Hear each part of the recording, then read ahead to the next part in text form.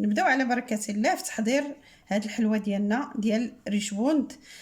سبق لي حضرتها معكم بعصير الليمون وبالقشره ديال الليمون. هاد المره غادي نحضرها بالقشره ديال الحامض. سهله وبسيطه دغيا تحضريها، كتجي هشيشه ومعلكه.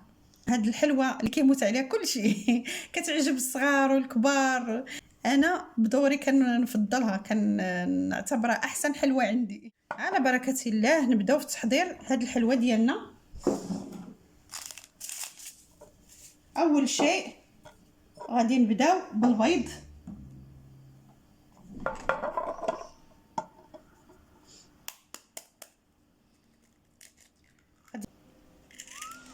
غادي نعملو في هكا في زلافه. بسم الله. والبيضه الثانيه، وغادي نضيفو البيضه الثالثه، وغادي نضيف نصف سكر سنيده. كما قلت لكم ممكن تعملوا كاس سكر او كاس الا ربع. انا هنا فضلت لاني ما بغيتش الحلاوه بزاف، يعني في الحلوه مازال غادي نعملوها في الكونفيتير، يعني نمرمدوها في الكونفيتير، يعني فبلاش، يعني من الاحسن نقصوا شويه من كميه السكر.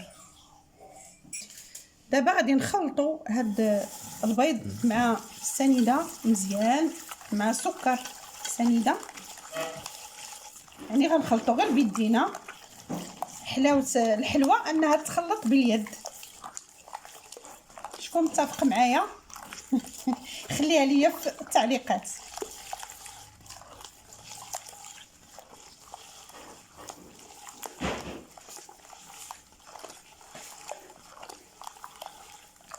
صافي. دابا غادي نضيف الزيت، يعني المهم كنحركو مزيان حتى كنخلطوا هاد السنيده مع البيض، كنضيفوا الزيت.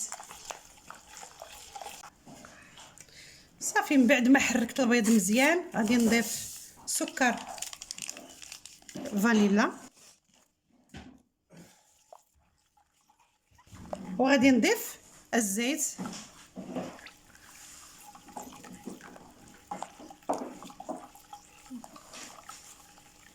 وما ننساوش ديك القبيصه ديال الملحه، يعني باش تجي الحليوه ديالنا يعني بنينه.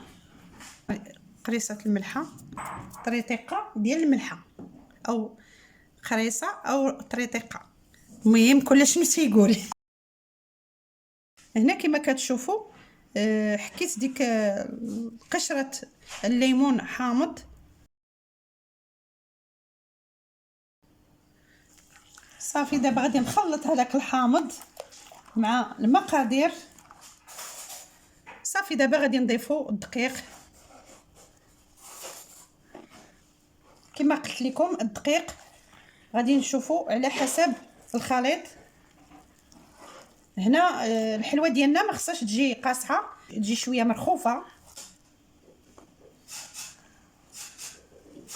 وهنا غادي نضيفوا هاد الخماره، راني نسيتها يعني كان عليا نعملها فاش عملت الدقيق، ولكن ماشي مشكل غادي نعملها دابا.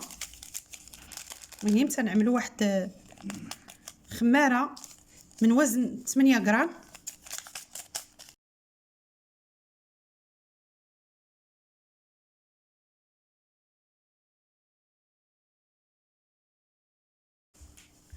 صافي. كما كتشوفوا ها هي الحلوه ديالنا، ها هي جمعتها صافي. المهم ما كندلكوهاش، غير كنجمعوها. دابا ان شاء الله غادي نشكلوا الحلوه ديالنا. ها هي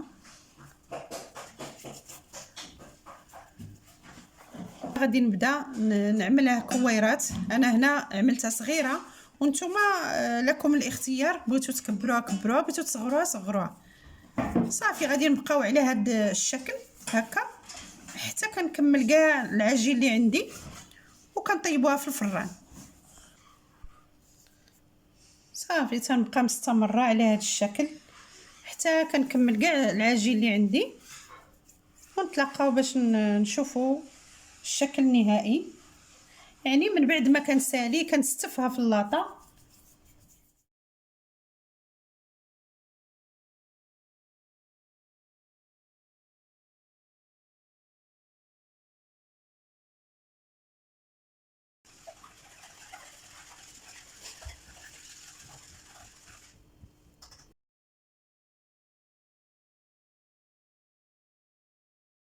وها هي الحلوه ديالنا من بعد ما خرجتها من الفرن. المهم نحاولوا ما ندوزوش ليها الطياب. ايوا صافي. المهم هذه هي الحلوه ديالنا. نمشيو ان شاء الله باش نحضروا، باش غادي نفندوا هاد الحلوه ديالنا. غادي ناخذوا الكونفيتير ديال المشمش ديال، المهم اللي كيكون خاص بالحلويات. المهم اي كونفيتير، المهم غير يكون خاص بالحلويات هكا. صافي غنديرو في الكاسروله وغادي نطلقوا شويه على النار، نخففوا شويه هكا حتى كيطلق وصافي. وكنفند فيه الحلوه ديالي.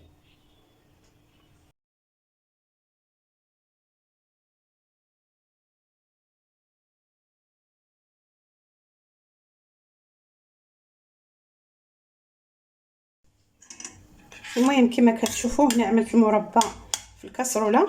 صافي غادي نسخنو حتى كيولي يطلق يولي جاري. ممكن تضيفوا ليه 2 معالق ديال ما زهر.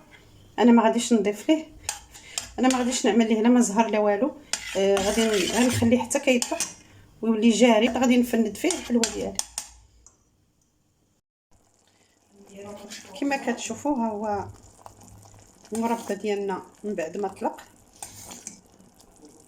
صافي غادي نطفيو عليه نخليوه غير يدفى شي شويه وصافي غادي نستعملوه الحلوه ديالنا. المهم كنعمل هاد الحلوه كنخليها كترقد، نخليها ترقد واحد شويه غير شويه ونحيدها ونفندوها في هذا في جوز الهند.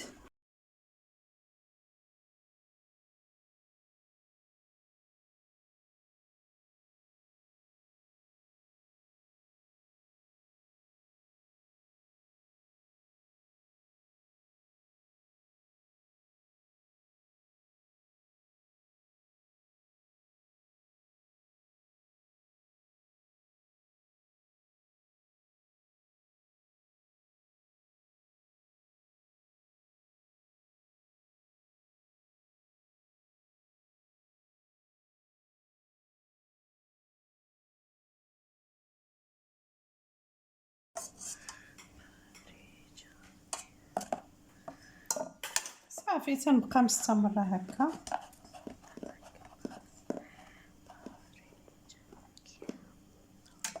انا هنا ما غاديش نعمل وحده على واحده، يعني كما كتعرفوا ريشبوند كنديروا وحده على وحده وكنفندوها في الكوك. انا هنا غندير غير واحده فقط، غنخليها يعني حبه واحده، ما غاديش ندير 2 حبات ملاصقين. صافي وانتم عملوا اللي حبيتوا. صافي غادي نعملها في هذا الاناء.